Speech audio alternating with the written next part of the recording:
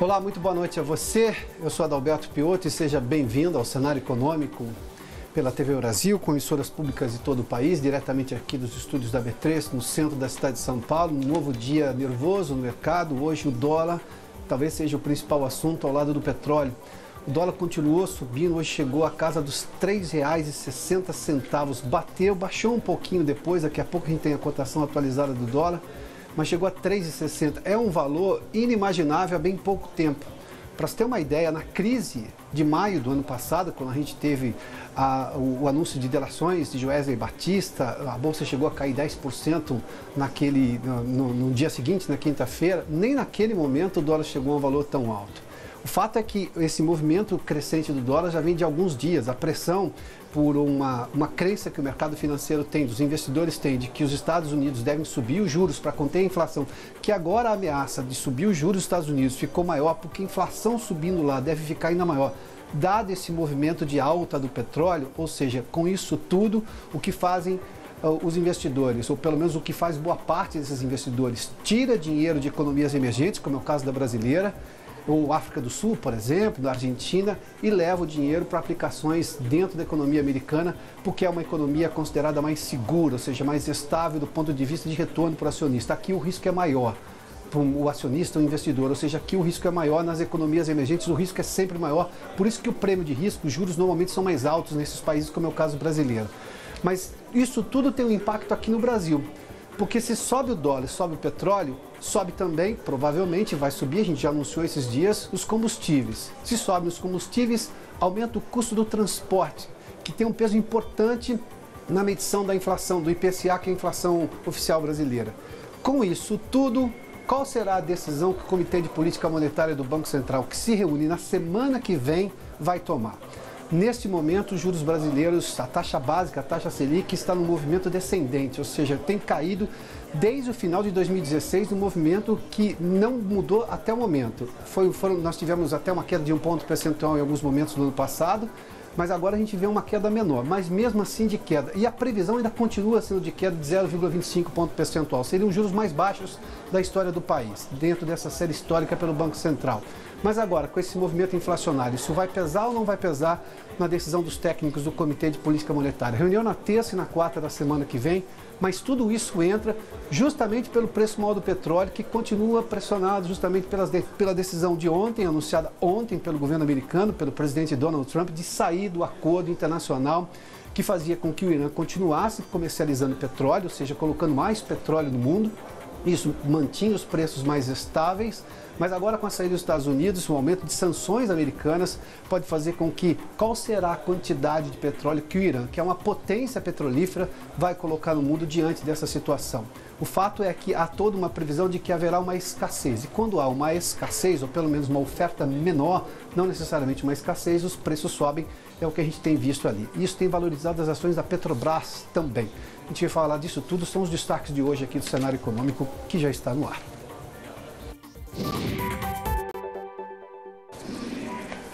O dólar chegou a R$ 3,60 durante o dia hoje, baixou um pouquinho e obviamente que está tudo relacionado a essa pressão internacional.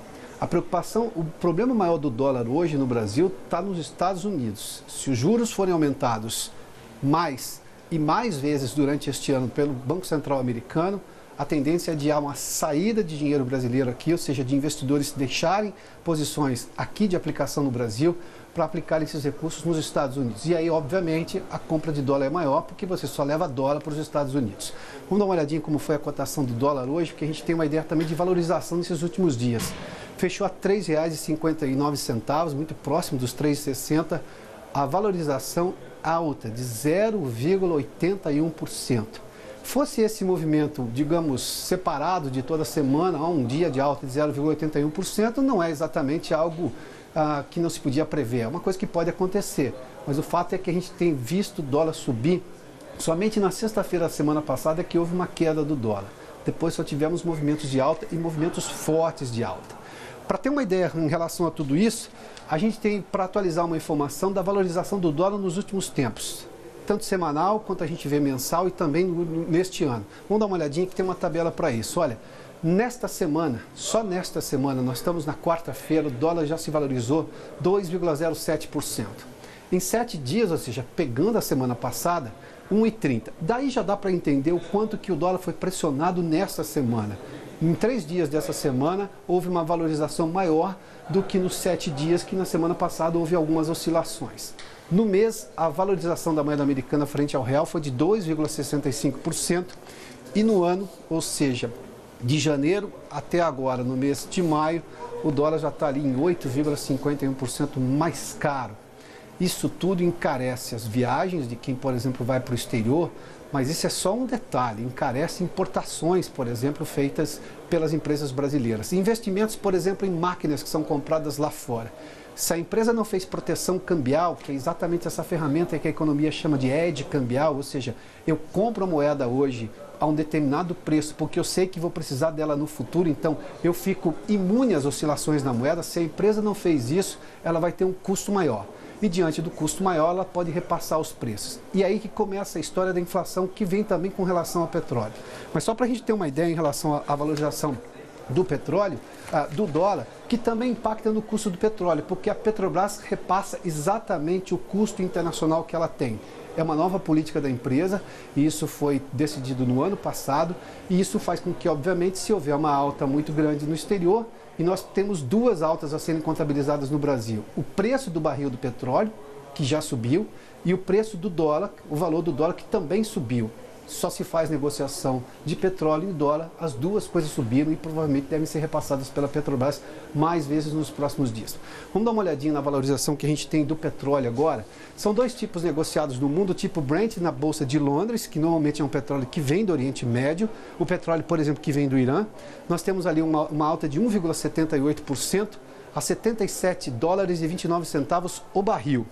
O tipo WTI é o tipo do West Texas Intermediate, ou seja, é o petróleo americano do Golfo do México ali, do Texas, também uma alta de 1,73% hoje a $71,24. Ou seja, os 2 tipos de petróleo no mundo negociados nas 2 principais bolsas, Londres e Nova York, para a negociação de petróleo, continuam também nesse movimento de alta.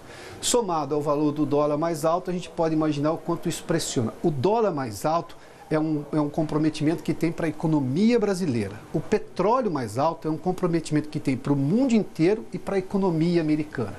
Se a economia americana vai gastar mais para pagar o petróleo, porque os repassos dos Estados Unidos também são livres, como normalmente a Petrobras faz agora no Brasil, ou seja, isso chega no consumidor. Se o consumidor paga mais, eu tenho impacto na inflação de lá.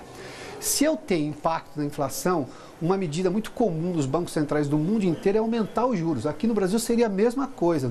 Essa ferramenta foi usada pelo Banco Central brasileiro várias vezes no passado. Não tem sido usada agora porque a inflação brasileira continua baixa.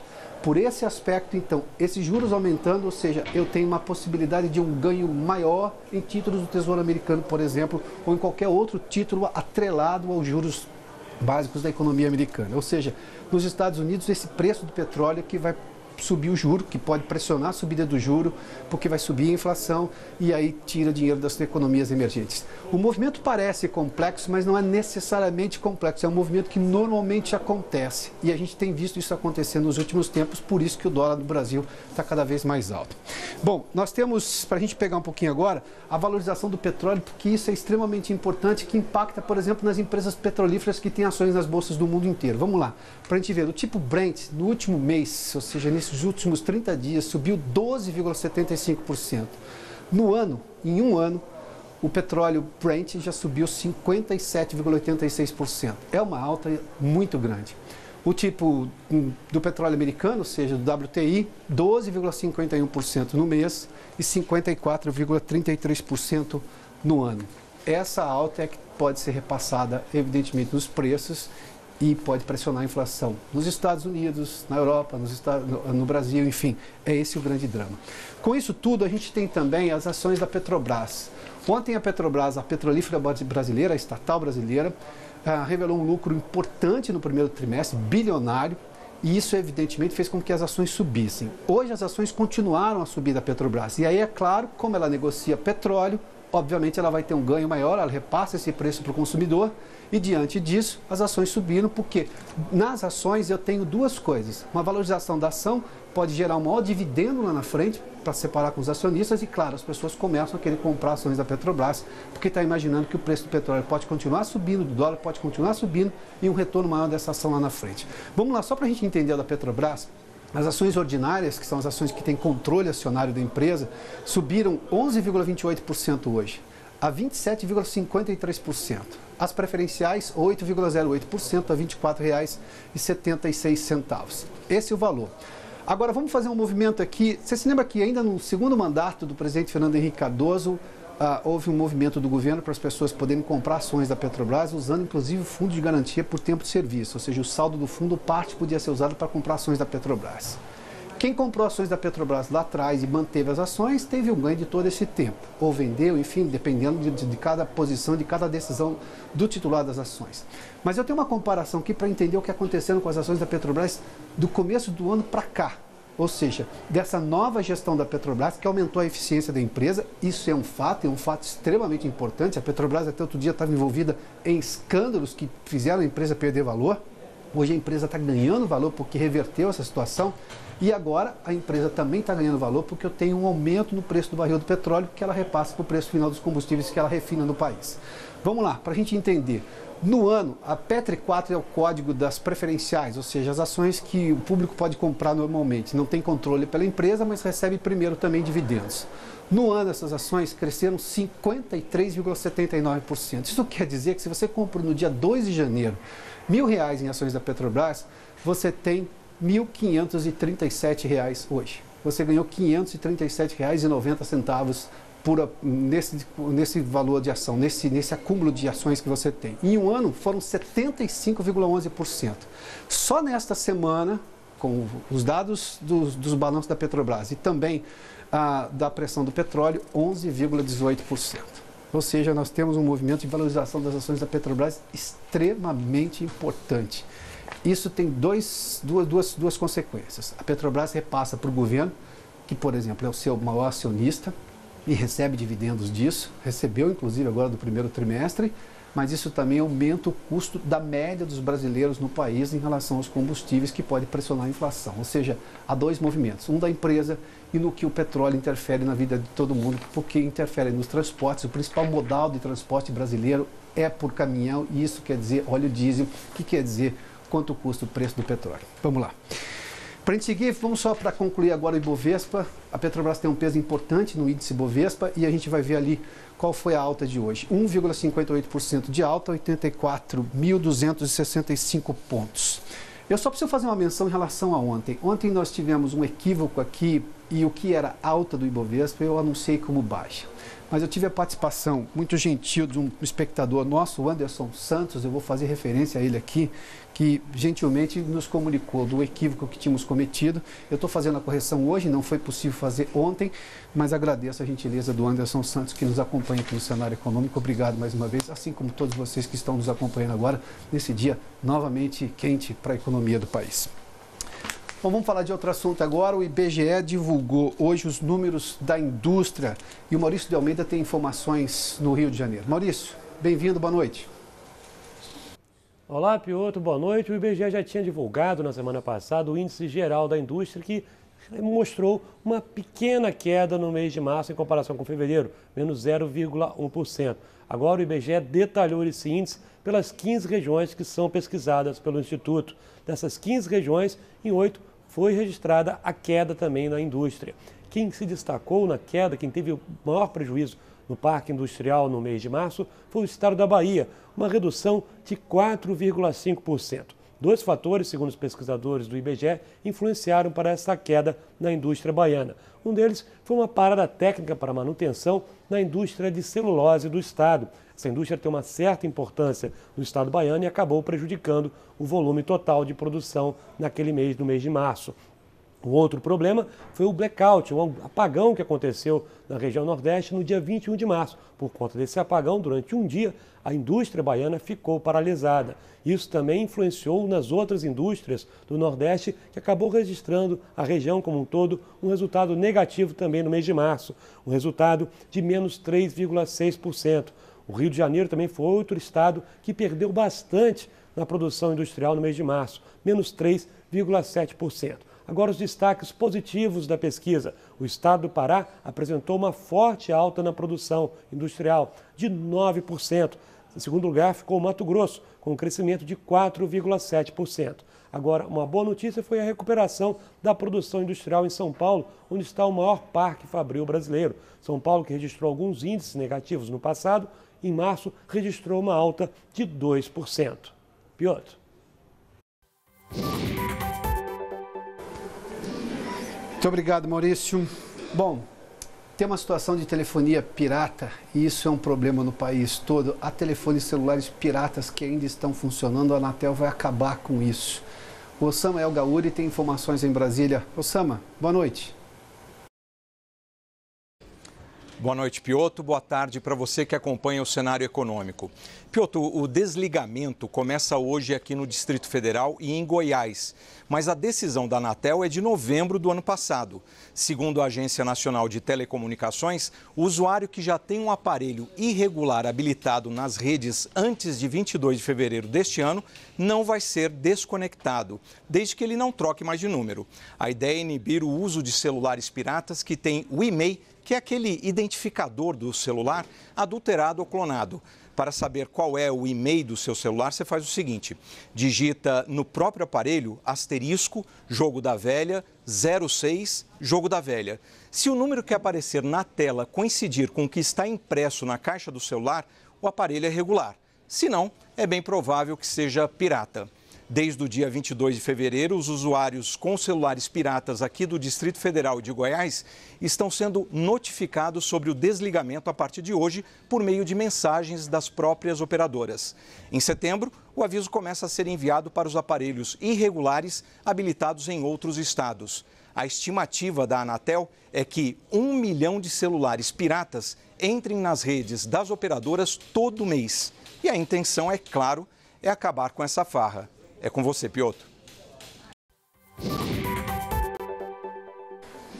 Muito obrigado, Osama. Bom, se é pirata tem que desligar. É simples assim, porque é fruto de alguma irregularidade, de roubo, seja lá o que for. Se a pessoa está usando telefone pirata, não tem que usar. E simplesmente assim, a Anatel faz muito bem em cortar o sinal. Bom, depois de 4 anos de prejuízos, os Correios voltaram a ter um lucro. A Vanessa Casalino, em São Paulo, tem detalhes. Vanessa? Boa noite.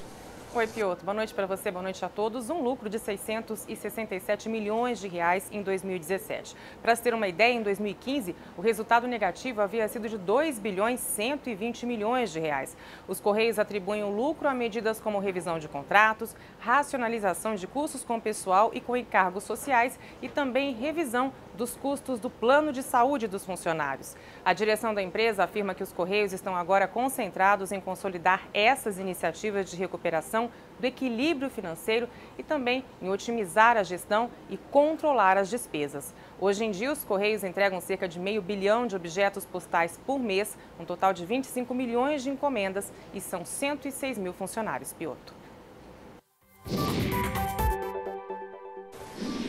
Muito obrigado, Vanessa. Me permita só fazer uma correção, na verdade, uma explicação maior sobre a valorização dos papéis da Petrobras hoje aqui nas negociações da B3. Vamos lá, só para mostrar. As ordinárias, que são ações com controle de voto, valorizaram 11,28%. Cada ação, R$ 27,53. E a Petrobras PN, ou seja, as preferenciais, que são normalmente as ações que são vendidas ao público, R$ 8,08, ou perdão, 8,08% de alta a R$ 24,76. Está aí, portanto, feito o esclarecimento. Vamos fazer um rápido intervalo aqui no cenário econômico. Daqui a pouco a gente fala sobre gestão de planos de saúde. As empresas têm, nos planos de saúde, o seu segundo maior custo. Perde só, sabe por quê? Para a folha de pagamento. A gente volta daqui a pouco para conversar sobre esse assunto. Já de volta aqui ao estúdio do Centro de Operações da Bolsa. Vamos falar sobre o custo das empresas com planos de saúde. é o segundo maior custo das empresas, só perde, obviamente, para a folha de pagamentos. E detalhe, o custo tem sido crescente nos últimos tempos. Para falar sobre o assunto, eu tenho aqui Kátia de Boer, que é especialista no assunto. Kátia, bem-vinda aqui ao Cenário Econômico. Tudo bem? Esse custo tem crescido. A gente percebe claramente que, aliás, quando as pessoas perdem o emprego, elas lamentam justamente porque o plano de saúde, elas perdem o plano de saúde conjuntamente com o emprego. Agora, como é que eu resolvo um problema que é, obviamente, as pessoas parecem que estão insatisfeitas no trabalho, acabam ficando doentes, procuram mais um médico e, ao mesmo tempo, isso é um custo para as empresas.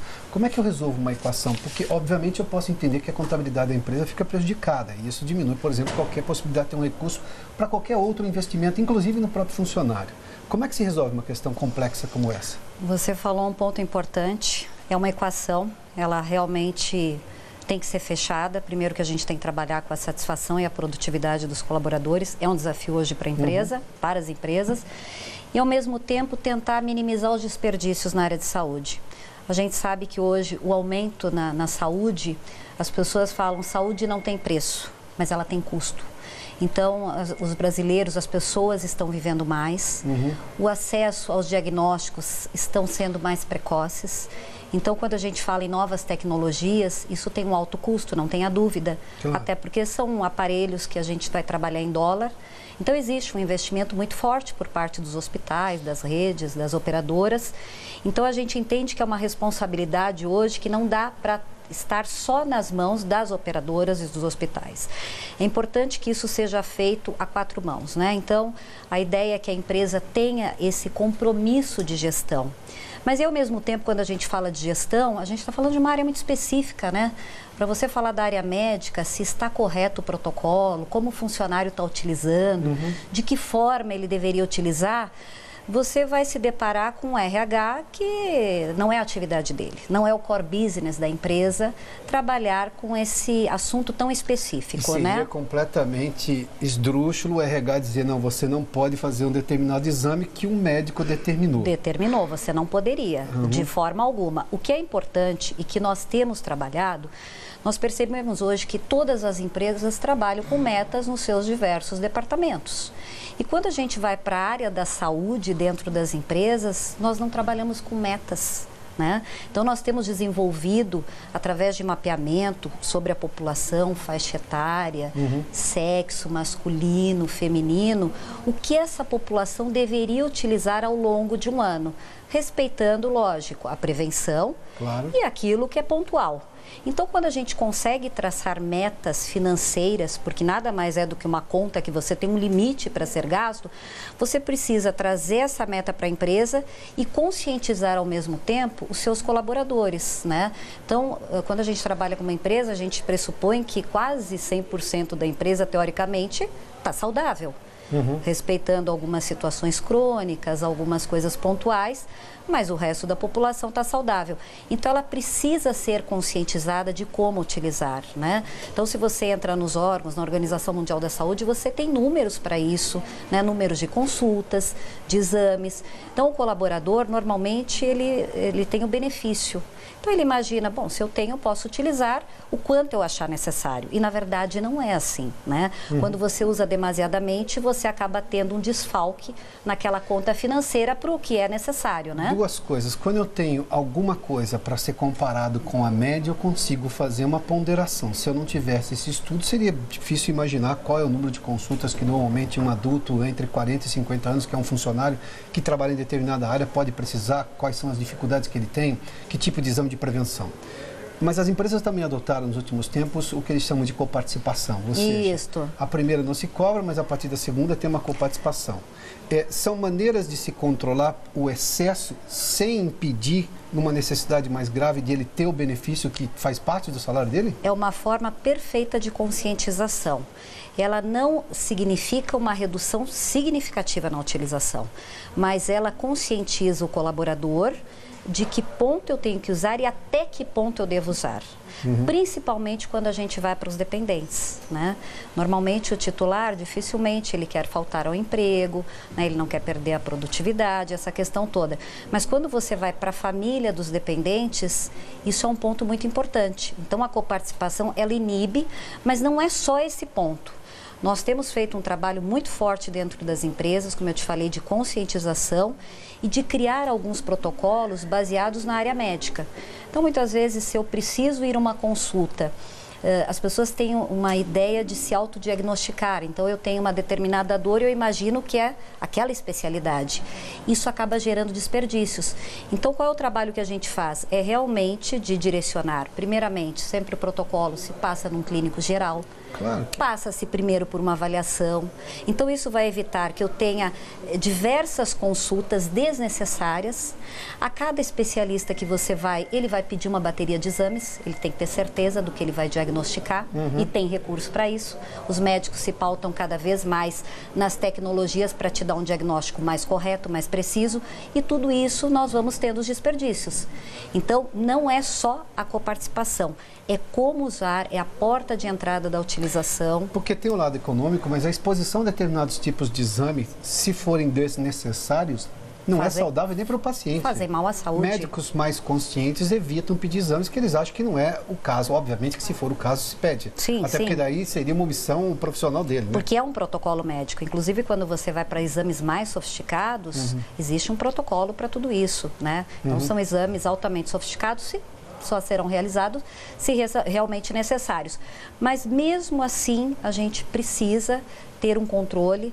Nós da SafeCare hoje trabalhamos com uma ação muito forte dentro das empresas. O que nós detectamos? É necessário auditar os processos. Então, a gente trabalha muito com auditoria e para fazer esse trabalho tem que ter um médico full-time dedicado a essa atividade e toda a parte de tecnologia que nós investimos muito. Porque a tecnologia ela gera indicadores para que o RH possa chegar ao CEO e dar os fatos reais e a previsão, uma projeção do que vai acontecer. Né? Kátia, obrigado pela gentileza da entrevista mais uma vez. Obrigada. Kátia de Buer conversou conosco aqui no Cenário Econômico, que termina aqui. Obrigado pela sua companhia, pela audiência. Boa noite a você. Amanhã às 7 da noite a gente está de volta. Até lá.